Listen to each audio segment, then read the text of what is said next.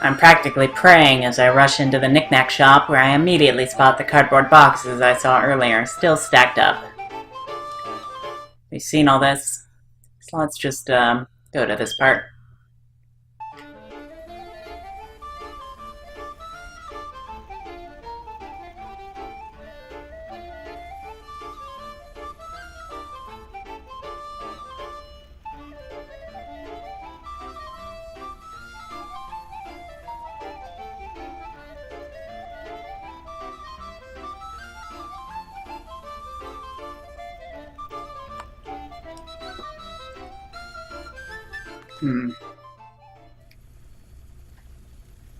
Oh. Well, that changes things. That makes sense. Even as I'm speaking with the sales clerk, a girl wearing a hoodie comes in.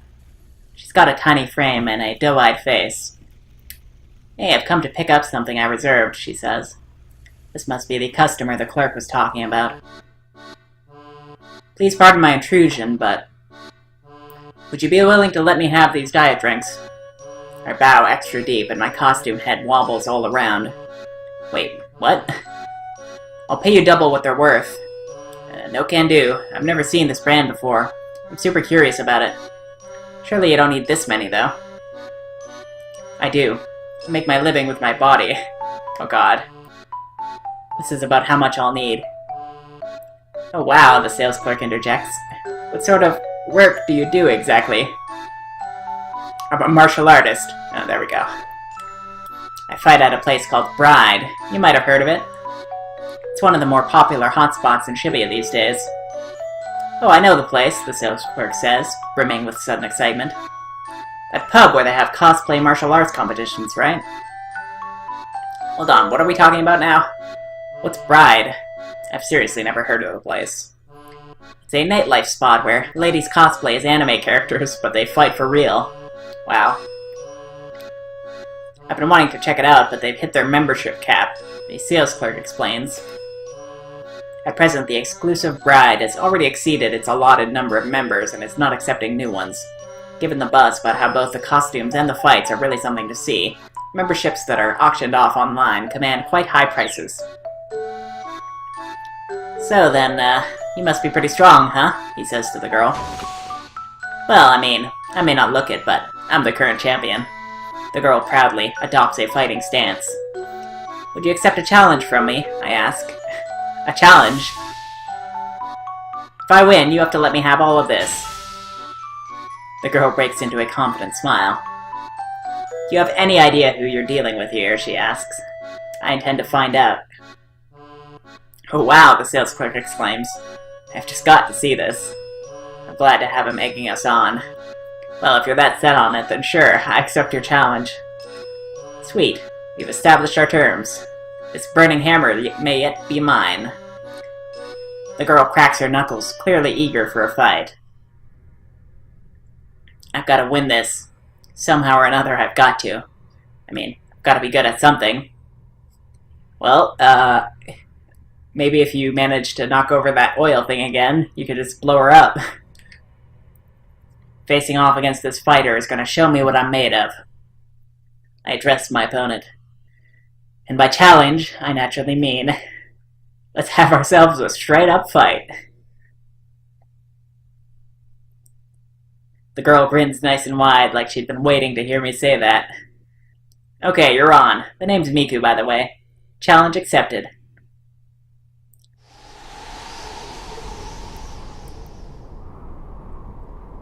I know that this is gonna end up horribly, but I really wanted to see it. Miku and I march out of the shop. Out on the pavement, we stare each other down. "So, if you win, I'll let you buy the burning hammer," Miku says. No, she said let you have it, not buy it. Well, actually, I don't know. But if I win, I get to keep it, and you have to pay for it. Okay, that kind of sucks. It's not even a good deal, either way. Isn't that a little unfair? If you don't like it, then it's no fight, no deal. I don't have the time to rethink this. Alright. Ready whenever you are. Miku does a little brisk shadow boxing, throwing a repeated 1-2 combination. A training technique for boxing involves practicing strikes, guards, and evasions against an opponent who isn't actually there. Whoa, what's the deal? There's something going on. It's a street fight. A number of people pass by, including a businessman, a couple, as well as some pretty gruff-looking fellows. And some of them stop to form a small crowd. Okay, so who's the couple? Oh, Achi Endo and Hitomi Osawa. They're passing by while running away from some mysterious foreigners. Huh. And gruff-looking fellows. Asao Ozu and his underling, Yutaro Segawa, members of the Tenryugumi Yakuza Syndicate. The Tenryugumi operates as a lending firm called Takarada Financing. These two have been tasked with collecting outstanding debts. They've already collected from one client today. Next, they plan on grabbing lunch before heading off to find their next target. So, Hitomi is here, isn't she? I wonder if she'll recognize Tama's voice, maybe. Probably not. The sales demo has already started by now. I don't have time to goof around here. I watch as Miku starts up her footwork. A left jab. She's quick. I can see why she's the champion. Ayah! She immediately follows up the jab with a wide right hook. A type of punch involving swinging the arm in a wide arc to strike the opponent from the side. In mixed martial arts bouts, it's common to see a fighter continue the momentum from a hook to catch the opponent by the arm, transitioning immediately into a takedown and pin. I jerk aside at the last possible moment and deliver a little swat to Miku's shoulder. Hayai! Bakana! Whoa! She slips off balance and pitches forward. Oh wow, what was that? The crowd has started clamoring. Miku rights herself and gets back into a fighting stance. What the? How? She doesn't seem to know what just happened. This time I watch as she unleashes a kick with her left leg from a distance. On reflex, I bring up my right hand and adopt a guarding stance. Gotcha, she calls out. It was a feint. There's a visceral whump as a second kick connects, coming at me from a different angle. Whoa, what gives? I'm just waiting for, like, the Dempsey roll. My big mascot head serves to cushion the blow to the point that I barely feel it. Ayah! She proceeds to unleash a string of additional kicks with her left leg, trying to defeat my fuzzy armor. Eventually, I catch hold of her foot, holding her off balance. I begin to walk her backward, making her hop awkwardly on one leg. A casual flip of my paw, and Miku goes whirling through the air. The crowd erupts into cheering and applause at the spectacle. Phew, you're tough. What the heck are you? As you can see, I am a cat. A wry smile comes to Miku's face. To think a bride competitor would lose in a street fight. Guess it's time to go back to being an ordinary girl. Today's the day I retire. Ah, phew. Good match there. Miku clasps my hand firmly. But hey, I'm just glad that my last opponent was you. I can't believe this was the right answer. I kind of want to go back and see what the others were like. I hoist up the boxes on the diet drink. So, how much does this come to? Asks the sales clerk. He shakes his head. Oh, don't worry about payment. You've more than earned it with that spectacular display just now. That was really something. Heck, even I am shocked at what just happened. It's amazing what a little desperation will do for you. So that move you used, that was some Aiki Jujutsu, yeah? A traditional Japanese martial art that emphasizes learning to anticipate an opponent's first move and instantaneously counterattack. Skilled practitioners can toss and throw opponents with a simple touch. The art predates the development of the more pacifistic Aikido, and so some dangerous techniques still remain. Huh? Oh, I guess. I tilt my head, non-committally. Come now, no need to be so humble. I'm a martial arts fanatic. I know my moves when I see them. Knick-Knack shop owner Taisei Yasuda watches roughly 350 martial arts fights a year. He's particularly fond of Brazilian Jiu-Jitsu, and is thinking about studying it himself. There's a dojo he's been eyeing, but he's rather timid, and has thus far only waffled non-committally outside the entrance to the place. He can call it whatever he wants if he's letting me have the drinks for free. This is going to be a lifesaver. Is that all the shopping you'll be doing with us today? He asks. Actually, come to think of it, I do have one request, I say. Sure thing. Could you please not sell that necklace there? I promise I'll be back to buy it later.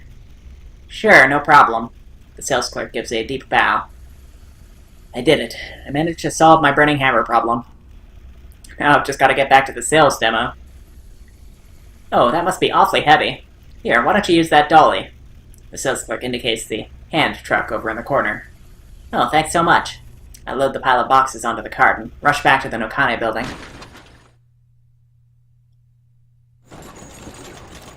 Alright, so that we just saved, so now I want to go back and I want to see what the other options were.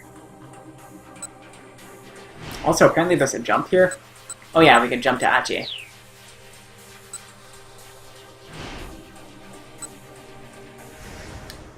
And by challenge, I mean...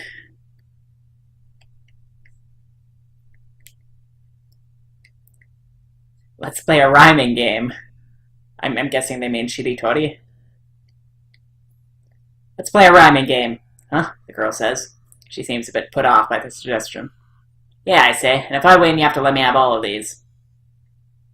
A rhyming game? Really? Okay then, really. Silly. Okay then, listen. Listen. I'm a martial artist. Artist. Oh, that's a tough one. Let's see. Smartest. Smartest. Glow. No, what I'm saying is I'm a fighter. Wow, she's not even, like, trying, and she's getting it all. Okay, fighter shouldn't be too hard. Lighter? I could do this. Just have to not panic. Let's see. Writer. Ha. Okay. Scissors. What do you mean, scissors? No. Wait, what the heck is going on? Crap, nothing rhymes with scissors. That's an illegal move. I mean, yeah, you could come up with, like, some really loose rhymes, like wizards or lizards. But, yeah, just scissors without the D. It's a little difficult. I drop into a fighting stance. Okay then, shall we fight? The girl grins back at me. Now you're talking. The name's Miku, by the way. Challenge accepted. Alright, so that's that. And then this should all be the same. So, let's go back to the choice. And do rock, paper, scissors.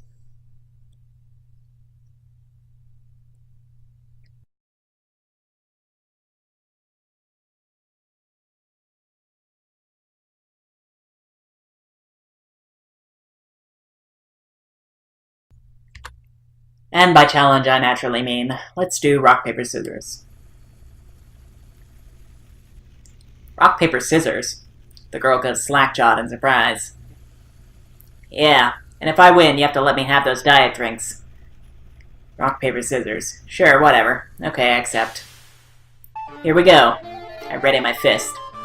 1, 2, 3, shoot. I've lost. We're doing best out of 3, right? What? 1, 2, 3, shoot. Well, so much for that. I lose again.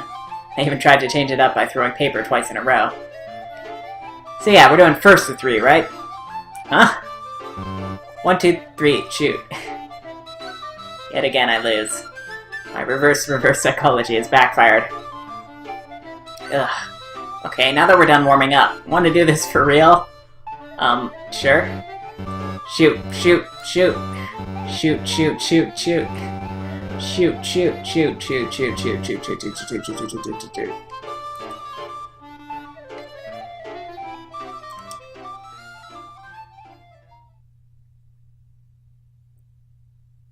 This goes on for a good 30 minutes. We've thrown down more times than I can even count, and I haven't won once. Reverse psychology. Reverse psychology. Even reverse psychology. She sees through me every time. I'm terrible at this. Beyond terrible. How can someone be this bad at rock, paper, scissors? I want to keep going until I win at least once, but the girl's clearly pretty fed up. It sucks, but I've reached my limit. Time's up. Right around now, there's someone else who's been told that his time is up, and he's in quite a predicament. Yes, it's Junichi Yanagashita. The ruthless ultimatum was issued by none other than Minorikawa. So we've got to jump to him now. So we'll keep this in mind that we can get this by doing this. Well, thanks for humoring me for so long. Guess those drinks are all yours. I shuffle off, my shoulders slumped in dismay. On shaky legs, I make my way back to the Nokane building. I'm half tempted to just abandon the whole burning hammer disaster, but I know I'd feel guilty afterwards. Besides, after all the effort I put into this, I'd at least like to get paid something. I'm back, I call out casually as I open the door. When I see what's inside, I feel like I've been smacked in the head with a mallet. Oh my god. You really did it. The demo room is totally totaled, or completely totaled. Torn flyers are scattered all around. Most of the chairs have been knocked over. Someone obviously trashed the place. Who the heck did this? I thought I was alone, but then I spot someone lying in the corner. It's some guy I don't recognize. Ugh. The man groans pitifully. What's going on? I ask. What happened here? I go over the guy and shake him gently by one shoulder. Has death come for me at last, then? His voice is a mere murmur. If you're here to finish me off, then you're welcome to try. But only if you beat me in a challenge, fair and square. Huh? I'm not sure what he's on about, but my competitive streak is too strong to let me ignore what I just heard. A challenge, you say? That's right. I challenge you. Rock, paper, scissors. Rock, paper, scissors. Rock, paper, scissors again. If you beat me, then I'm yours to do with as you please.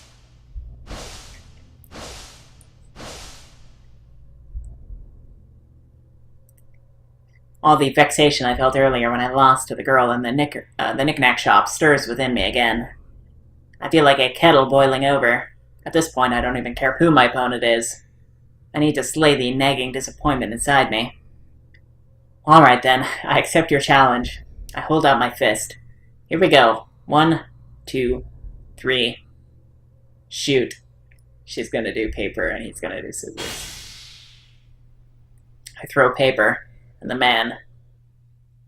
What? You can't do that. He does that stupid thing where you like do half scissors and then you try and disguise it as rock if they don't notice.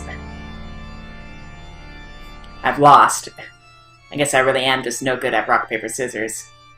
Or maybe I should say I'm really good at losing at it. I thought my earlier loss must have been some weird fluke, but apparently it wasn't after all.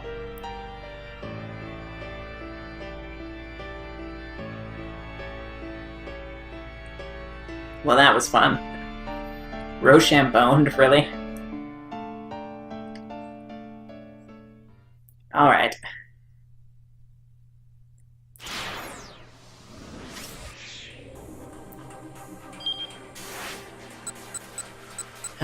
So we can do that jump, which should, in theory, lead to the same end, right? Let's try it. I want to see what happens before we...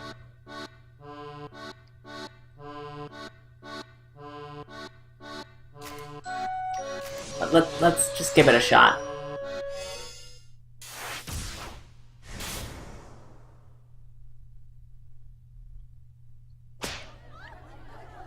Time's up. Minorikawa had enough. You gather up customers for a product that doesn't even exist, then try to sell them something else. It's a classic con. You've got it all wrong. I am selling Burning Hammer, I swear. Liar. I bet you're even planning on trying to hustle the props for these little magic tricks. What? No, I am not. You gotta believe me. Oh yeah? Minotikawa sneered, then just where is this Burning Hammer of yours, huh? Go on, tell me. He grabbed Yanagashita by the collar. Hey now, easy there, sir. Tell me. Please, just let me go. I said, tell me. I'm a pacifist, Yanagashita cried. You're what now? Minotikawa scowled. A pacifist. I demand 3 million yen in reparations. Yanagashita shook free of Minotikawa's grasp, then shoved a hand in his face for a change. Reparations? Minotikawa faltered, baffled by this unexpected counterattack. I mean, it's true, you could literally just sue him for assault there. You might even win. Yeah, pay up, Yanagashita demanded. 3 million yen in reparations. He seemed to have forgotten his customers entirely in his fury. Don't be absurd. Now, I know you're a journalistic muckracker. Only a journalist would stoop so low. Hey everyone, look here. This man just assaulted me. Oh, wait, hold on. I was just... Right here, folks. Now everyone can bear witness to the true face of the media. It's people like this guy who go around besmirching fine, upstanding citizens with trumped-up hogwash. Hey, wait just a minute here. You're the one who's trying to sell a product that doesn't even exist. Ah, wahahaha. Yanagashita broke into a sudden fit of wailing. Minotikawa turned to look back at the approaching crowd. Its members glared at him with accusation. Ladies, Yanagashita begged, his voice interspersed with sobs. I'm so sorry. I had this amazing diet aid that I was planning to offer you to all of you at a reasonable price, but it turns out I won't be able to sell it after all. This man is going to write a piece about how my product is bogus. My company's reputation is going to take a huge hit, and because of that, I won't even have a product to sell you. And it's going to be all his fault. As he choked out his words, Yanagashita dropped to his knees in defeat. That's when the riot started.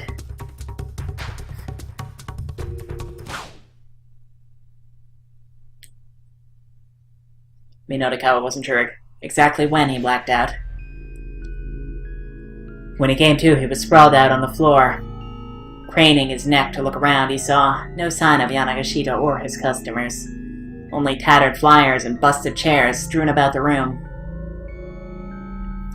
There was a ringing in his ears. The back of his head throbbed painfully. His arms felt too heavy to lift. It was like his entire body had been transformed into a lump of cement. Finally, he remembered. After Yanagashita's little act, the crowd had descended on Minotikawa from all sides in a frenzied free-for-all.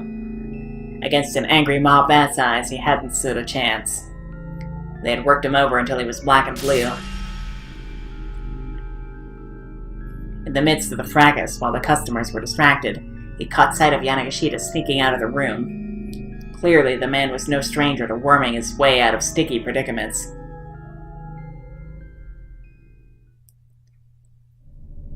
And now Tama is there as like the messenger of death.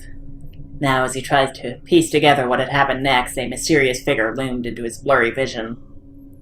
It sported pointed ears atop its enormous head, along with a big, broad mouth. Whatever it wasn't human. Has death come for me at last, then? A smile of delight crossed Death's face. No doubt he had indeed come to eject Minotikawa from this mortal coil. If you're here to finish me off, then you're welcome to try, Minotikawa growled. But only if you beat me in a challenge fair and square. Minotikawa had never been one to give up easily. Even now, he refused to go down without a fight. A challenge, you say? Asked Death. Still, the bright grin on his face remained. That's right. I challenge you. That was all well and good, but Minotikawa's strength was gone. At best, he was only able to move one hand. Rock, paper, scissors, Minotikawa said. In his current state, that was all he was capable of. Nonetheless, it counted as a challenge. If you beat me, he went on, then I'm yours to do with as you please. For a while, Death was silent, and then he nodded deeply. Alright then, I accept your challenge. And so, Minorikawa and Death held out their hands.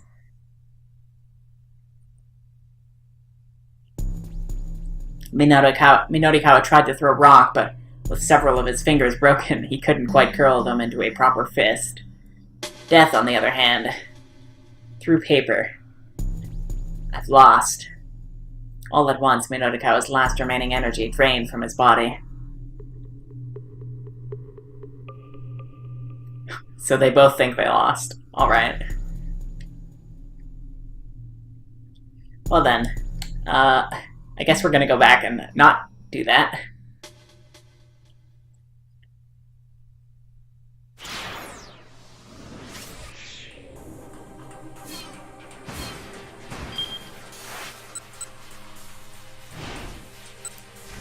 So by challenge, we mean a straight-up fight.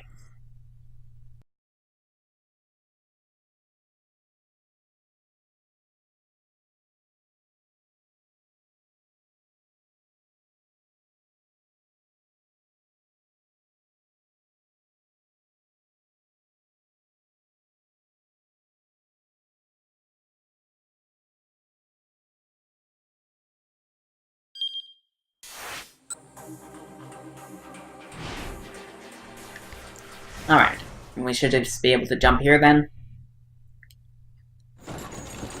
And here we go. By now, the sales demo will be well underway. I need to get back as soon as I can. If there's nothing to buy, the customers are going to leave and everything I've gone through will have been for nothing. Come on, Tama, you can do it. Just gotta hurry. I charged for the demo, pushing the dolly ahead of me like a battering ram. Ah, oops, sorry to keep you waiting. You're late. What the heck have you been doing? Mr. Yanagashita practically throws himself at me. The weight must have been killing him. Standing behind him is a man I don't recognize. So let me just, Oh, we can't jump to him right now. Hold on. For some reason, we can't jump to him.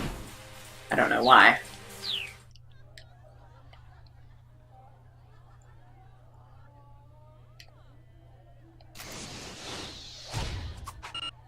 Why is that not working? Huh.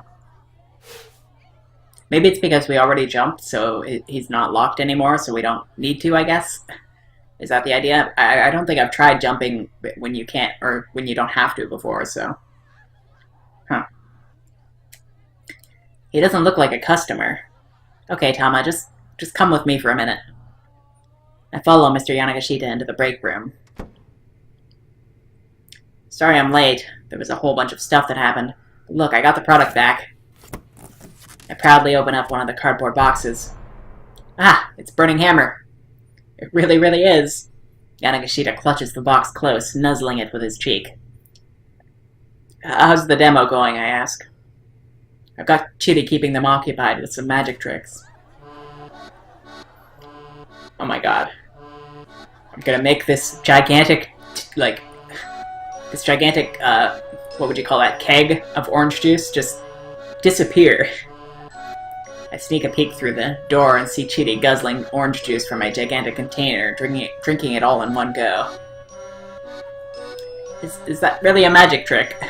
I mean, it's probably more impressive than anything else she could do. If it buys us time, it's magic enough. Before long, the last of the juice is gone.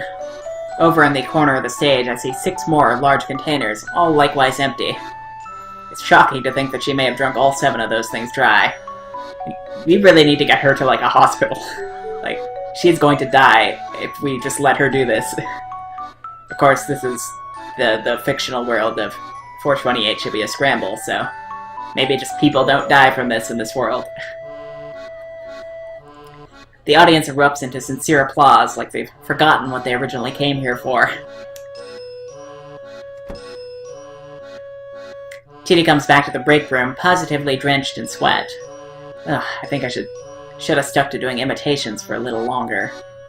No, that was fantastic, Chidi, Mr. Yanagashita says. Just fantastic. Thanks to you, we had enough time to get the burning hammer back. He bows profusely. Alright, now's the time for the main event. What is that guy doing there? Chidi, go out there and guzzle down some burning hammer. Get yourself all drenched in sweat. Got it? Aye aye, boss. And Tama, just go up there, smile all big, and say, this helped me lose a bunch of weight too. Got it? Oh, is this the guy who's gonna help her get her costume off? Finally? Got it. Good, now then. Yanagashita gestures to a man I hadn't noticed before who's been waiting quietly nearby. Of course, begging your pardon, miss. It's a service rep from the rental shop who proceeds to try and get me out of my mascot suit.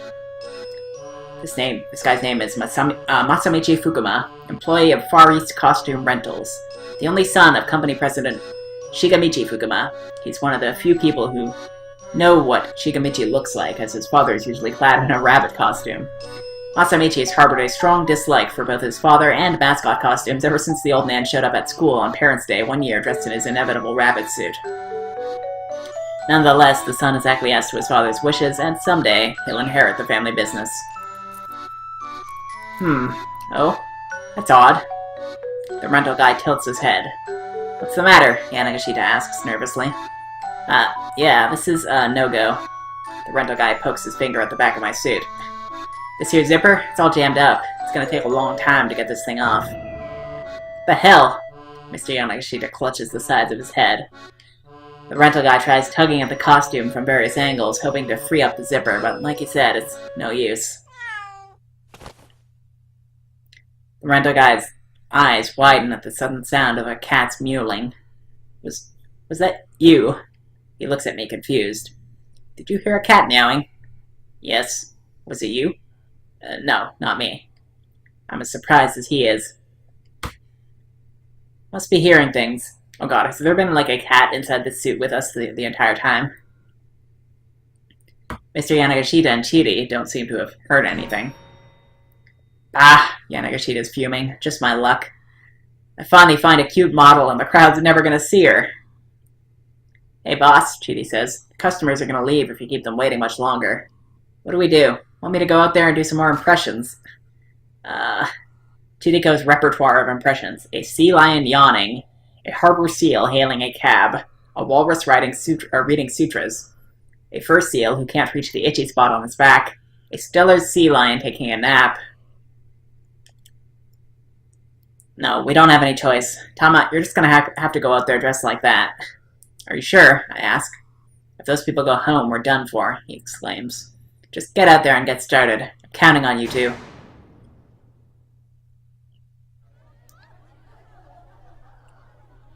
Ladies, terribly sorry to have kept you waiting.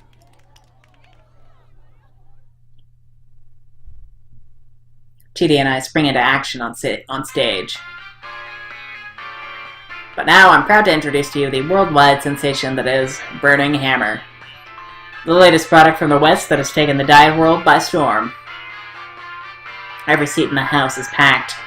That means there's about 40 people here. And I can see Minori Kawa off to the top left there. We only need to sell 5 bottles to each customer in order to sell out. I'm hit with a sudden jolt of motivation. Allow us to explain just how this revolutionary diet drink works its magic, Chidi begins. The plan is for me to describe how the drink works, and then Chidi will demonstrate it with a taste test. All eyes are fixed on us. I begin. For the first time in human history, you could drink a single bottle and lose a whole kilogram. Just drink and burn that excess weight away. Astonished gasps rise up from the crowd. Just take a look at this marvelous red liquid. Even looking at it makes you feel like you'll be shedding weight, right? Here's how Burning Hammer works. It activates the capsaicin found in chili peppers. So basically it's just really spicy, is what they're saying. The primary spicy component of chili peppers is said to be effective in improving blood flow and stimulating the burning of fat. Because it is a severe skin and eye irritant, it is also an ingredient in some forms of pepper spray for personal defense. I paused to take a deep breath before continuing. Well, that explains why that guy's eyes were irritated when it got into his eyes. And rapidly breaks down the triglycerides responsible for causing obesity. though the term is frequently used in recent years to simply refer to the state of being overweight. Obesity in the clinical sense is a medical condition involving interrelated health issues, including excess body fat, hyperlipidemia, and hyperglycemia. Individuals suffering from obesity are at a high risk of complications such as coronary heart disease, diabetes, and sleep apnea. Again, the crowd hums with excitement. This response is better than I could have hoped. We're off to a terrific start. And now, this young lady here will demonstrate burning hammer's effects before your very eyes. Chidi steps into the spotlight. Just wait till you see how much she sweats. Proof that the fat is being burned right there on the spot. Chidi holds a bottle of burning hammer up high. Cheers, she says. As she opens the bottle, however, one of the women in the front row speaks up. Hold on. She's already sweating pretty hard. She's right. Chidi's drenched in sweat from head to toe. Another woman chimes in, suspicious. All of that juice drinking from earlier, that was all just to make her sweat like that, weren't it? All of a sudden, the crowd is in an uproar. No, not at all. Drinking burning hammer makes you sweat way more than this. I rush to towel off Chidi's sweat for her. Go on, hurry up. Drink it down. Chidi's face screws up unpleasantly as she gulps down the bottle. And the sweat doesn't come. Why isn't it working? I exclaim, the audience momentarily forgotten. Guess I've already sweated out too much, Chidi replies, unfazed. Well, why were you sweating so much? Look, you were taking forever at the 100 yen shop. The crowd shifts from uproar into riot. That is not what you should have said.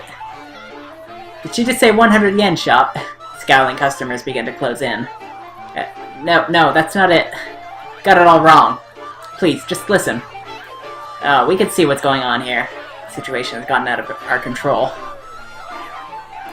Look, this product is so valuable that a 100 yen shop is about the only way we could get it. Uh-oh. I think I just put my foot in it. The customers glare at me, their eyes bright with rage.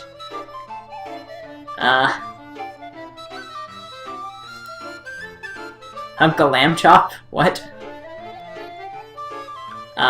Kidding, that was just a joke. I've got to play this off smooth. I don't know, but we're gonna choose this next time, so until next time, take care, and I will see you then.